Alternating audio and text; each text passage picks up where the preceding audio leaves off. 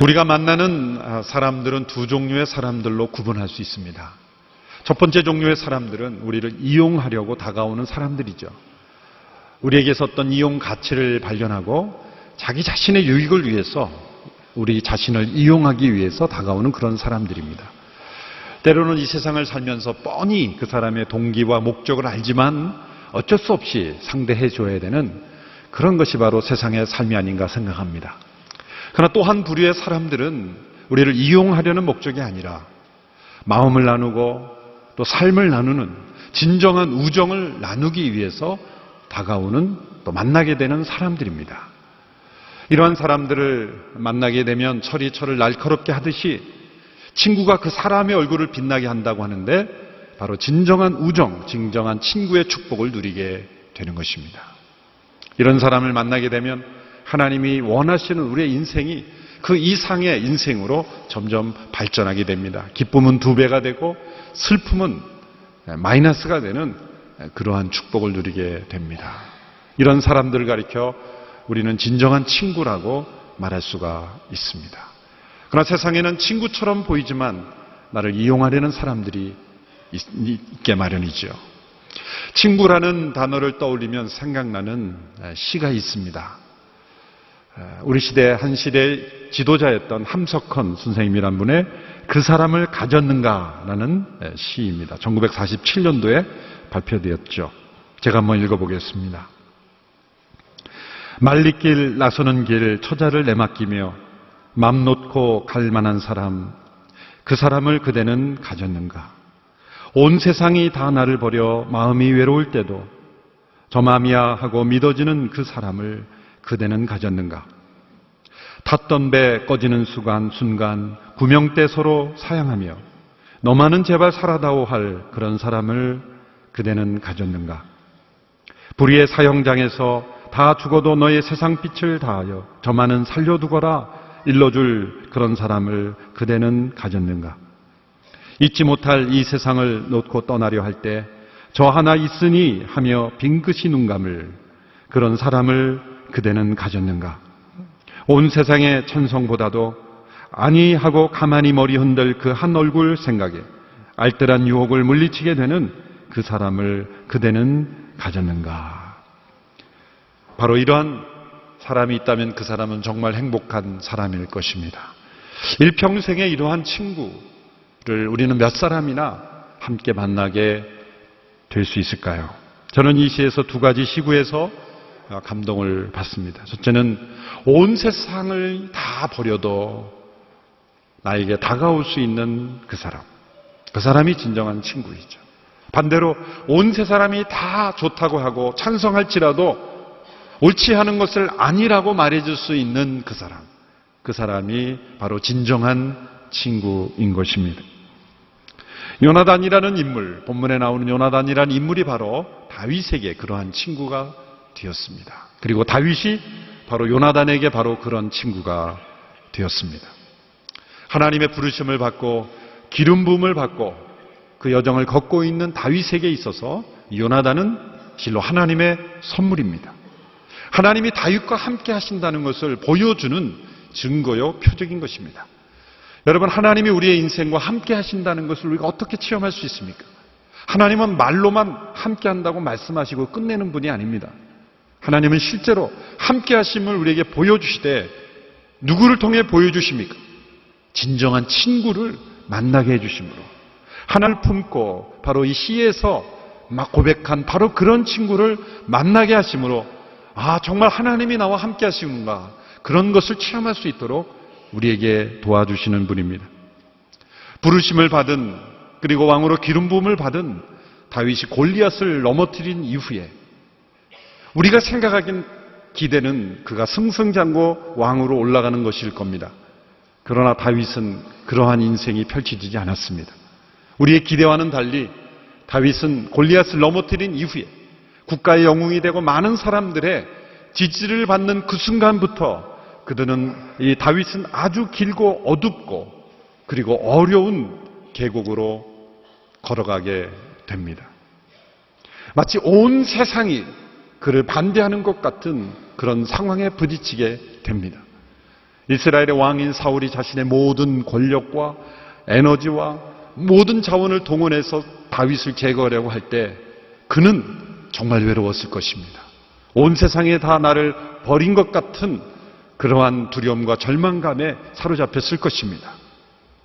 그가 목동이었을 때 그에게는 어떤 경쟁자도 없었고 그를 질투하는 사람도 없었고 그를 해치려는 사람들도 없었습니다.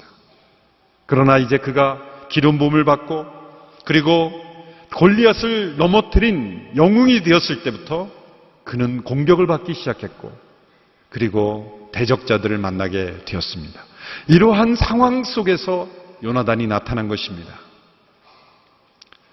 온 세상이 나를 버린 것 같을 때 다윗에게 다가온 친구, 그가 바로 요나단입니다.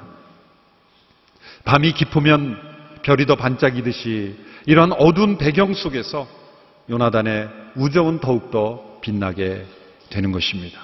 오늘 본문에서는 다윗을 향한 이 요나단의 우정을 이렇게 표현하고 있습니다. 1절과 3절의 말씀을 계속해서 한 목소리로 함께 읽겠습니다. 시작. 다윗이 사울과 이야기를 마치자 사울의 아들 요나단은 다윗에게 마음이 이끌려 다윗을 자기 목숨처럼 사랑하게 됐습니다. 3절 말씀. 요나단은 다윗을 자기 목숨처럼 깊이 사랑했기 때문에 둘은 의형제를 맺었습니다. 요나단은 다윗을 자기 목숨처럼 사랑했다고 했습니다. 예수님께서 요한복음 15장 13절에 말씀하시기를 사람이 친구를 위하여 자기의 생명을 내놓는 자는 이거보다 더 큰 사랑이 없다라고 말했습니다. 바로 요나단이 예수님이 말씀하신 그 사랑을 행한 사람이죠. 요나단이 다윗을 자기 목숨처럼 사랑했다고 하는데 그들이 처한 환경과 상황을 보면 사랑할 수 없는 상황이었어요. 어쩌면 사랑해서는 안 되는 것 같은 상황이었습니다. 우선 신분의 차이가 컸죠. 그 당시에 고대 신분사회에서 왕자와 목동이 서로 의형제를 맺고 그렇게 서로 우정을 맺는다는 것은 상상하기 어려운 거죠. 그러나 그것은 극복할 수 있을 겁니다. 그보다 더 큰 장애물은 바로 요나단의 아버지가 사울 왕이었다는 거죠. 사울 왕은 다윗을 제거하려고 했고 그를 증오했고 미워했습니다. 그런 아버지 밑에 있는 요나단이 아버지와 정반대되는 선택을 한다는 것은 엄청난 도전인 것입니다. 고대 신분사회에서 왕자 위치라는 것은 지극히 제한적일 수밖에 없어요. 사극이나 이런 데 보면 이 왕과 왕자가 어떤 갈등이 있을 때 왕자가 만약 왕의 방침이나 결정을 반하는 길을 간다. 있을 수 없는 일이죠. 왕정시대에. 어떤 선택의 폭이 많지 않습니다.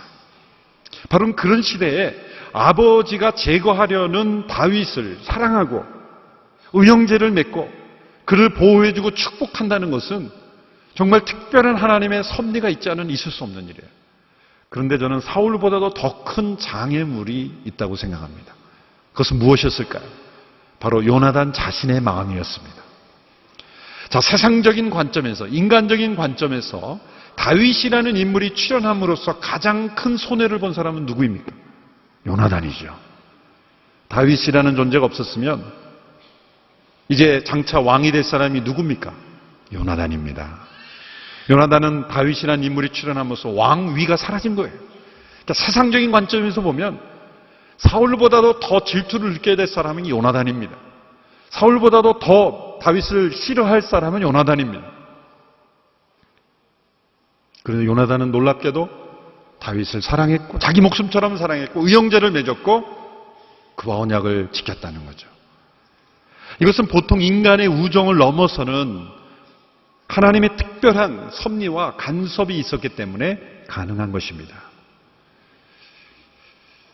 사무엘상 18장에서 20장까지는 다윗을 제거하려는 사울의 그 질투에 사로잡힌 모습과 악한 모습과 반면에 다윗을 축복하고 보호하고 그를 사랑하는 그의 아들 요나단의 그런 선한 모습을 대조하고 있습니다. 사무엘서가 대조의 책이라고 제가 말씀드렸죠. 두 인물을 대조하고 있는 거예요. 다윗을 대하는 두 아버지와 아들의 다른 태도. 한쪽은 악한 태도고 한쪽은 선한 태도입니다. 사울은 자기 자신을 위해서 다윗을 이용만 하려고 했지만 이 요나단은 자기 생명처럼 다윗을 사랑했습니다. 사울은 다윗에게 하나님이 함께 하신다는 것을 보고, 함께 하심을 보고 오히려 그를 두려워하고 그를 질투했지만, 요나단은 다윗에게 하나님이 함께 하심을 보고 그를 축복하고 그를 보호해 줬다는 거예요. 사울은 죽을 때까지 끝까지 다윗을 미워했지만 요나단은 끝까지 다윗을 사랑하고 축복했습니다. 아니, 죽음 넘어선 그 후대로 이어지는 사랑과 우정을 지켰다는 것이죠. 이 사울과 요나단의 이 두 사람의 등장은 다윗의 인생에 있어서 어떤 의미를 주었을까요? 하나님의 섭리의 관점에서 보면 지금 다윗을 왕의 자격과 능력을 갖추어가는 섭리로서 볼 때는 두 사람 모두가 다 필요했습니다. 만일 다윗에게 있어서 사울만 있고 요나단이 없었다면 다윗의 마음이 어땠을까? 그는 이 살해 위협을 당하고 도망다니며 쫓겨다니면서 그 마음에 얼마나 깊은 상처가 있었겠습니까? 이유 없이 아무런 잘못한 것 없이 그저 사울을 잘 섬겼는데 오히려 골리앗을 넘어뜨린 이후로 백성들이 사울이 죽인 자는 천천히요 다윗이 죽인 자는 만만이라 하면서 다윗을 좋아하고 사랑하기 시작했을 때 그 질투하는 질투심 때문에 자기를 괴롭히는 사울에 대해서 얼마나 분노가 일어났겠습니까? 여러분, 이유 없이 여러분을 괴롭히고 죽이려 한 사람을 끝까지 선한 마음으로 대하는 것이 그거 쉬운 일이겠습니까? 마음에 분노가 일어나고 복수심이 일어나고 그렇게 무력으로 해보려는 그런 마음이 일어날지 모릅니다. 그런데 요나단이 있었기에, 요나단의 사랑과 축복과 격려와 요나단으로부터 얻은 그 마음의 치유가 있었기 때문에 다윗은 마음의 평정을 지킬 수 있었어요. 그리고 하나님의 뜻을 온전히 바라볼 수 있었다는 거예요. 사울의 권위를 끝까지 인정하고 나중에 보면 사울의 옷자락을 베는 것까지도 마음에 걸려하고 사울을 죽일 수 있는 기회가 두 번이나 있었음에도 불구하고 다윗은 사울을 해하지 않습니다.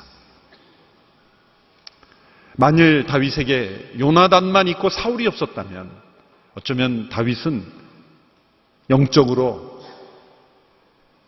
넘어졌을지 모릅니다. 왕의 친구라는 것 때문에 마음이 교만해지고 하나님 나를 택하셔 왕으로 부르셨다는 사실 속에 그는 오히려 더 영적으로 무너졌을 수도 있습니다. 하나님의 섭리 가운데 보면 이 사울이라는 캐릭터와 요나단이라는 캐릭터를 통해서 하나님은 다윗의 중심이 하나님께로 향할 수 있도록 그의 중심을 훈련하고 연단시켜 갔다고 볼 수가 있습니다.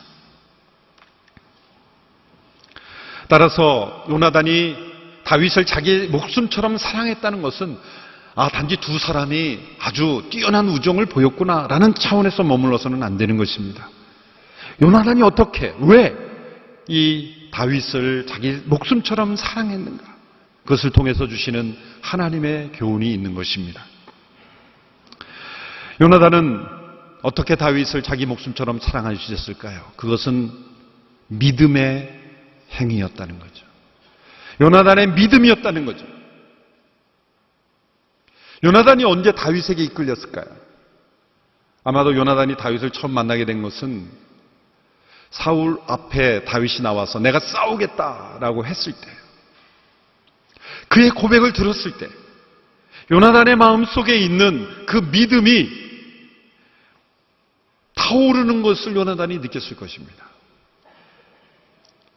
또 골리앗 앞에 나아가 다윗이 한 말을 들었을 때 요나단은 그의 믿음을 보고 그 안에 있던 믿음이 되살아나는 것을 느꼈을 겁니다. 요나단이 이미 사무엘상 14장에 보면 블레셋이 쳐들어왔을 때 믹마스라는 전투에서 무기를 든 소년과 함께 담대하게 앞장서서 승리로 이끌죠. 그때의 요나단의 고백과 이 다윗이 골리앗 앞에 나갈 때 했던 고백을 비교해 보면 두 사람의 고백이 얼마나 동일한 믿음인가를 우리는 알 수가 있습니다. 먼저 사무엘상 14장 6절에 요나단이 한 고백을 블레셋 앞에 나갈 때 했던 고백을 한번 보십시오. 함께 읽겠습니다. 시작. 요나단이 자기 무기를 들고 있는 부하 청년에게 말했습니다. 이리 와서 저 할례받지 않은 사람들의 부대에게로 가자. 여호와께서 도우시면 우리는 승리할 수 있다. 여호와의 구원은 사람의 많고 적은 것에 달려있는 것이 아니기 때문이다. 요나단의 믿음은 무엇입니까? 하나님의 구원은 사람의 많고 적음에 달려있지 않다. 자, 이게 다윗이 골리앗 앞에 나올 때 했던 말을 보십시오. 사무엘상 17장 47절의 말씀입니다. 시작. 또한 여호와께서는 칼이나 창으로 구원하지 않으신다는 것을 여기 모인 사람들이 다 알게 될 것이다. 전쟁은 여호와께 속한 것이니 그분이 너희 모두를 우리 손에 넘겨주실 것이다. 다윗은 하나님의 구원은 칼과 창에 달려있지 않다고 고백했어요. 요나단은 하나님의 구원은 사람의 많고 적음에 달려있지 않다. 한쪽은 인원 숫자를 가지고 얘기했고 한쪽은 무기의 여부를 갖고 말했지만 이것은 같은 믿음인 것입니다. 요나단은 다윗의 그 고백을 듣는 순간 자기 안에 있는 하나님께 대한 고백과 너무나 동일하다는 것을 전율하며 느꼈을 거예요. 그래서 마음이 끌린 거예요. 마음이 끌린 겁니다. 골리앗이 위협할 때 이스라엘의 회중 가운데 아무도 나서는 사람이 없었죠. 그래서 성경학자들이 궁금하며 의문을 갖게 되는 것은 그 믿음의 사람 요나단이 왜 안 나섰을까 궁금해합니다. 요나단이 14장에서 분명 믿음의 놀라운 그런 기적의 도구로 쓰임받았던 요나단이 골리앗이 위협할 때 내가 싸우겠다고 나섰을 텐데 요나단이 나서지 않은 것을 학자들이 굉장히 궁금해요. 사실 저도 궁금했어요. 저는 속으로 해외 유학 갔나 어디 출장 갔나 왜 요나단이 있었으면 나서야지 이게 맞는 것 같은데 나서지 않았거든요. 두 가지 가능성이 있다고 봅니다. 첫 번째는 실제로 요나단 또한 두려움에 사로잡혔을 가능성이 있어요. 한때 믿음의 기적을 체험했다 할지라도 언제나 우리가 그렇게 항상 좋은 믿음, 강한 믿음의 수준을 유지할 수 없다는 것 우리가 다 고백하잖아요. 한때 믿음의 승리를 경험했지만 이 사울 이하 모든 이스라엘 백성들이 완전히 불신앙으로 꽉 차 있죠. 여러분 때로 한 사람이 믿음으로 가려고 해도 주변 사람들이 다 불신앙에 빠져 있으면 이게 기운이 빠지지 않습니까? 믿음이 점점 쇠퇴하게 돼 있어요. 정반대로 내가 믿음이 없더라도 믿음의 공동체 가운데 있으면 자기도 모르게 믿음이 점점 자라고 강해지는 것을 경험할 수 있지 않습니까? 요나단은 나가고 싶었지만 두려워하는 사람들의 이 영향을 받는 거죠. 그래서 두려워서 못 나갔을 가능성이 있어요. 또 한 가지 가능성은 나가겠다고 했지만 그의 아버지 사울왕이 막았을 가능성이 있어요. 왜냐하면 사울왕은 아들을 사랑했거든요. 자기가 볼 땐 나가면 죽거든요. 어쩌면 군사들을 시켜서 요나단은 가둬놓아라. 내버려 두면 언제 또 그 14장처럼 튀어나갈지 모르니까 군인들을 시켜서 가둬놓을 가능성도 있어요. 이게 불신앙의 아버지. 사울은 아들을 사랑하는 마음으로 못 나가게 했죠. 그런데 왜 다윗은 내보냈습니까? 자기 아들이 아니니까. 나가서 죽든 말든 그냥 해봐라. 그런 마음으로 보낸 거예요. 그런데 요나단이 그 다윗의 고백을 보면서 놀란 거예요. 그리고 자기의 마음속에 있었던 믿음의 불씨가 살아난 거예요. 그래서 마음이 이끌린 거예요.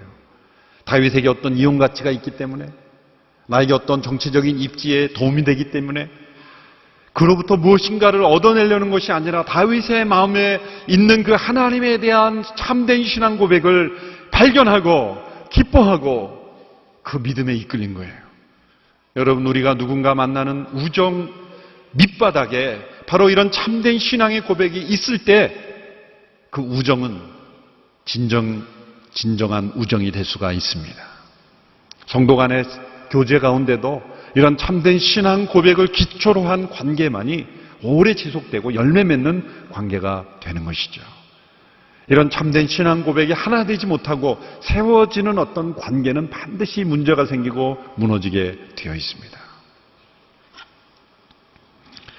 요나단은 이러한 믿음으로 다윗을 자기 목숨처럼 사랑함으로 세 가지 믿음의 행위를 했습니다. 첫째로 요나단은 믿음으로 자신의 미래를 내려놓았습니다. 하나님 앞에 내려놓았어요. 서두에 말씀드린 대로 다윗이 등장함으로 인해서 어쩌면 요나단은 세상적인 자신의 진로가 막힌 거예요. 다윗이 등장하지 않았더라면 자신이 왕이 될 수 있었을 텐데 그 생각만 하고 있다면 절대로 요나단은 다윗을 자기 생명처럼 사랑할 수 없었을 겁니다. 요나단은 믿음으로 자기의 마음속에 들 수 있는 그런 질투, 아쉬움, 그러한 부정적인 생각을 내려놓고 심지어 자기 자신의 미래 또한 하나님 앞에 내려놓은 거예요. 믿음의 행위입니다.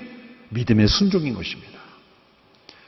요나단이라고 해서 사울의 마음속에 든 그런 질투가 없었겠습니까? 저는 전혀 없다고 생각할 수가 없다고 생각합니다.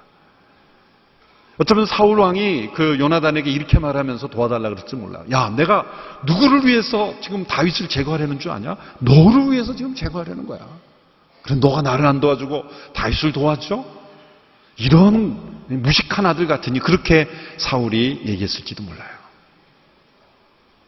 그러나 요나단은 자신의 미래를 하나님 앞에 내려놓고 심지어 자신의 마음속에 일어날 수 있는 그 작은 부정적인 질투까지도 믿음으로 제거해버린 거예요. 여러분, 믿음으로 하나님 앞에 자신의 미래를 내려놓는 자는 반드시 미래가 열릴 줄로 믿습니다. 그러나 세상적인 생각으로 자신의 감정으로 자신의 미래를 만들려고 하는 사람은 반드시 앞길이 막히게 되어 있습니다. 19세기에 영국에는 유명한 설교자들, 유명한 목회자들이 즐비했죠. 유명한 찰스 스펄전 목사님, 또 프레드릭 마이어 이런 분들이 있었어요.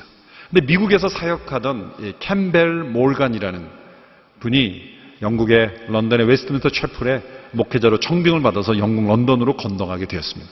그때 그 상황에서 프레드릭 마이어 목사님이 이 캠벨 몰간 목사님이 영국으로 온다는 소식을 듣고 느꼈던 고백을 기록한 글을 제가 읽은 적이 있습니다. 그는 이렇게 고백합니다. 몰간 목사님이 미국에서 사역할 때 나는 그를 위해서 기도하기가 너무 쉬웠다. 그런데 그가 런던으로 온다는 소식을 듣고 나는 기도하기가 어려워졌다. 내 마음속에 일어나는 작은 질투심, 그 질투심은 나는 믿음으로 눌렀다. 그리고 그를 위해서 기도했고 그 교회를 위해서 기도했고 그 결과 두 교회 모두가 다 축복 가운데 잘 성장하게 되었다는 거죠. 여러분, 이 지도자의 마음속에 있는 질투가 이 사회를 얼마나 망가뜨리는지 아십니까? 어쩌면 이 사회에서 일어나는 많은 죄악, 정치적 혼란, 국가의 혼란은 정치 지도자들의 자기의 위치에 대한 욕심, 또 경쟁자를 생각하는 자들에 대한 질투, 그로 인해 생겨나는 악한 일들, 수많은 그러한 질투 때문에 이 사회가 이렇게 혼란해질지도 모릅니다. 요나단은 자신의 마음속에 일어날 수 있는 감정을 믿음으로 누른 거예요. 여러분, 믿음이 감정을 지배하지 못하고 감정이 믿음을 지배하면 우리의 삶이 하나님의 인도하심을 받기가 어렵습니다. 바로 요나단을 통해서 그가 어떻게 다윗을 자기 생명처럼 사랑할 수 있었는가? 그것은 믿음이 감정을 지배했기 때문입니다. 믿음으로 자신의 미래를 하나님 앞에 의탁할 줄 알았기 때문입니다. 그때 우리는 주변 사람들과 진정한 우정을 만들어갈 수 있는 친구가 될 수 있다는 것이죠. 두 번째로 요나단은 믿음으로 진리를 선택했습니다. 요나단은 지금 딜레마에 빠져 있죠. 다윗을 미워하는 아버지의 뜻을 따를 것인가? 아니면 진리를 선택함으로 다윗을 보호해 줄 것인가? 그 기로에서 요나단은 전혀 갈등 없이 다윗을 지지한 것은 아닙니다. 그도 부인하고 싶었습니다. 우리 아버지가 그런 사람은 아닐 거야, 아닐 거야. 다윗에게도 그렇게 말했어요. 그랬더니 다윗이 만일 내가 죽을 일을 했으면 차라리 당신이 나를 죽여달라 그렇게 말할 정도로 안타까웠죠. 결국 요나단은 아버지의 본심이 확실하다는 것을 깨닫고 슬픔 가운데 그는 다윗을 보호해주고 도망가도록 도와주었죠. 그리고 아버지에게 다윗을 대신해서 변명합니다. 아버지, 다윗이 무슨 잘못을 했습니까? 그는 아무런 아버지에게 해를 끼칠 만한 한 일이 없으며 오히려 섬겼지 않습니까? 그렇게 아버지에게 항변하죠. 그것 때문에 요나단도 사울의 미움을 받아서 2번씩이나 아들을 죽이려고 했어요. 정말 악한 영에 사로잡힌 사울이 되어버리고 말았던 것이죠. 아버지냐 친구냐가 아니라 그는 진리냐 거짓이냐의 싸움에서 그는 진리를 선택했다는 거예요. 여러분, 사랑하는 가족을 객관적으로 바라본다는 것만큼 고통스러운 일이 없습니다. 자신의 가족을 하나님의 진리 앞에 분별한다는 것, 그것은 고통스러운 일입니다. 그러나 요나단은 그 작업을 했습니다. 그리고 진리 편에 섰습니다. 부모님을 공경하지 않은 것이 아니라 그는 진리를 택함으로 부모님을 공경했다고 저는 생각을 합니다. 그는 다윗을 보호해 주었고, 그리고 아버지에게 진실을 계속 말함으로써 어쩌면 요나단이 그런 입장을 취했기 때문에 그나마 사울이 더 많은 죄악을 범하지 않았지 않았을까, 그런 생각을 해볼 수 있는 것이죠. 세 번째로, 요나단이 믿음으로 다윗을 자기 생명처럼 사랑한 것은 다윗을 향한 하나님의 계획을 깨닫고 순종한 거예요. 여러분, 4절에 보면 요나단이 자기가 입고 있던 겉옷과 무기를 다윗에게 선물로 주는 말씀이 나옵니다. 같이 한번 읽어볼까요? 시작. 요나단은 자기가 입고 있던 겉옷을 벗어 다윗에게 주고 군복과 칼과 활과 허리띠까지 주었습니다. 최고의 선물을 준 거죠. 철기 문화가 발달하지 않은 그런 시대에 이런 무기들은 왕족들만 가지고 있었던 무기입니다. 그 무기를 다 다윗에게 주었다는 것은 최고의 선물이죠. 그러나 이것은 선물 이상의 의미가 있는 거예요. 이것은 예언적인 행동입니다. 왜 요나단이 이러한 선물, 자기가 입고 있던 갑옷과 무기들을 다 주었겠습니까? 그것은 단지 다윗이 옷이 없었기 때문이 아닙니다. 이것은 매우 믿음에서 나온 상징적인 예언적인 행동입니다. 그것은 무슨 뜻입니까? 요나단은 다윗에게서 하나님의 함께 하심을 보았고, 하나님이 지금 다윗을 들어 쓰신다는 것을 보았고, 장차 그를 하나님이 이스라엘의 왕으로 세우실 것을 믿음으로 바라보고 있었다는 거예요. 그 증거가 사무엘상 23장 15절에서 17절의 말씀에 나옵니다. 우리 같이 한번 읽어보실까요? 시작. 다윗이 십 광야의 호레스에 있을 때 사울이 자기 목숨을 빼앗으러 왔다는 이야기를 들었습니다. 그때 사울의 아들 요나단이 호레스로 다윗을 찾아와서 하나님 안에서 힘을 얻을 수 있도록 격려해 주었습니다. 요나단이 말했습니다. 두려워하지 말게. 내 아버지 사울은 자네에게 손도 대지 못할 것세. 자네는 이스라엘의 왕이 될 것세. 나는 자네 다음이지 내 아버지 사울왕도 다 알고 있는 일이네. 요나단이 다윗을 신방했어요. 다윗이 광야를 도망 다닐 때 호레스 수풀에 있을 때 거기까지 찾아 신방한 거예요. 오늘날에는 핸드폰과 이메일 이런 게 있으니까 어디 있니? 그래서 찾아갈 수 있죠. 그 당시에는 광야는 다 쫓아다녔어야 돼요. 다윗이 숨어 다니는 입장에 자기가 가는 길을 알려주고 도망 다녔겠습니까? 아무도 모르게 도망 다녔겠죠. 그래서 어쩌면 요나단도 그 다윗이 숨은 데를 찾으려 똑같은 방황을 했을지 몰라요. 그렇게 고생하면서 다윗을 찾아간 이유가 뭘까요? 그를 격려하기 위해서, 하나님을 의지하고 낙심하지 말라고. 그리고 중요한 말을 합니다. 내가 바로 이스라엘의 왕이 될 거다. 예언입니다. 요나단에게 있어서, 다윗에게 있어서 요나단은 친구 이상이에요. 다윗이 그 고난의 여정 속에 하나님을 굳게 의지할 수 있도록 그를 붙잡아 주는 예언자의 역할을 했다는 거죠. 이제 사무엘의 시대는 끝나고 다윗 시대가 등장하는데, 그 다윗이 하나님의 부르심을 따라 어떠한 사울의 위협이 있더라도 절대 포기하지 않고 하나님을 힘있게 의존하고 자기의 부르심을 따라 걸어가도록 그를 돋구어주는, 그를 힘있게 만들어주는 역할로 요나단이 등장한 거예요. 자신의 무기를 내어준 것은 너가 바로 이스라엘의 왕이다. 내가 아니라 너다. 여러분, 얼마나 멋있습니까? 저는 천국에 가면 꼭 만나보고 싶은 사람 중에 한 사람이 요나단이에요. 저와 여러분이라면 이렇게 할 수 있을까요? 물론 어떤 동창회 임원은 기꺼이 내어둘 수 있죠. 다음 회장은 내가 아니라 너다. 요즘은 그것도 내어주면서도 생색내면서 내어주는데요. 왕입니다, 왕. 왕이 얼마나 파워가 있는지 안 돼봐서 다 우리는 모르는 거예요. 왕자의 위치에서 자기 앞에 놓여있는 왕이 지금 다윗으로 인해서 사라졌는데, 그 사라지게 한 인물을 자기 목줄처럼 사랑하고 내가 바로 다음 왕이다. 자신의 갑옷을 다 무기를 내어주고 그 수풀에 숨어있을 때 가서 격려해주고, 그리고 하나님의 진리로 그 아버지에게 진실을 말해주는 그러한 사람은 하나님의 영에 사로잡히지 않고는 할 수 없는 일이에요. 그러므로 다윗의 인생에 있어서 이 요나단의 출현은 하나님의 놀라우신 선물이에요. 함께 하심을 보여준 증거입니다. 요나단이 죽었을 때 다윗은 이렇게 슬픈 노래를 지어 불렀습니다. 사무엘하 1장 26절의 말씀 함께 읽겠습니다.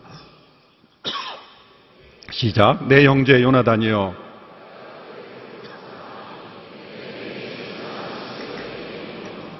나를 향한 그대의 사랑은 여인의 사랑보다 더욱 큰 것이었어. 그대는 내게 진정한 친구였기 때문이요. 여러분, 우리가 죽었을 때 우리가 만났던 사람들이 우리의 죽음을 놓고 슬퍼하며 당신은 진정한 친구였습니다.